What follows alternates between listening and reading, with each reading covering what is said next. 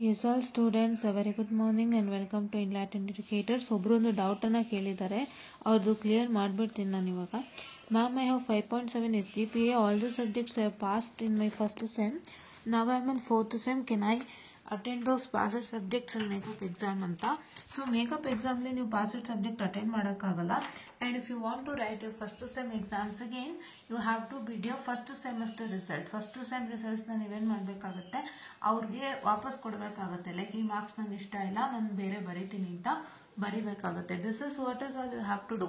ಇವಾಗ ನೀವು ಫೋರ್ತ್ ಸೆಮ್ಗೆ ಬಂದಿರೋದ್ರಿಂದ ಆ ಒಂದು ಪ್ರೋಸೆಸನ್ನು ಮಾಡಿ ನೀವು ಎಕ್ಸಾಮನ್ನು ಬರೆಯೋಕ್ಕೆ I hope it takes lot of time. And ಅದಾಗಲ್ಲ ಅಂತ ನನ್ಗೆ ಅನ್ಸುತ್ತೆ ಅಪ್ಪ. ಬಿಕಾಸ್ ನಿಮಗೆ ಫಸ್ಟ್ ಸೆಮ್ ಮಾರ್ಕ್ಸ್ ಬೇಡ ಅಂತಂದರೆ ನೀವು ಅಲ್ಲೇ ಬಿಡ್ ಮಾಡಬೇಕಾಗಿತ್ತು. ಇವಾಗ ಇನ್ನೊಂದ್ಸತಿ ಕೇಳಿ, ನನಗಿದೆ ಮಾರ್ಕ್ಸ್ ಅಷ್ಟೇನಾಗ್ತಾ ಇಲ್ಲ, ನಾನು ಮತ್ತೆ ಬರೀಬೇಕು ಅಂದ್ಕೊಂಡಿದ್ದೀನಿ ಅಂತ. ಸೊ ಅವಾಗ ಅವ್ರು ಏನು ಮಾಡ್ತಾರೆ ಅಂತಂದರೆ, ಈ ಮಾರ್ಕ್ಸ್ಗಳನ್ನೆಲ್ಲ ನಿಮಗೆ ಅವರು ಅವ್ರಿಗೆ ವಿಟ್ಯೂನವ್ರಿಗೆ ಬಿಡ್ ಮಾಡಿಬಿಟ್ಟು ನೀವು ಮತ್ತೆ ಬರೀಬೇಕಾಗುತ್ತೆ. ಬಟ್ ಅದು ಇವಾಗ ಸಾಧ್ಯ ಇಲ್ಲ ಅನ್ಸುತ್ತೆ. It's too late for that ಅನ್ಕೋತೀನಿ.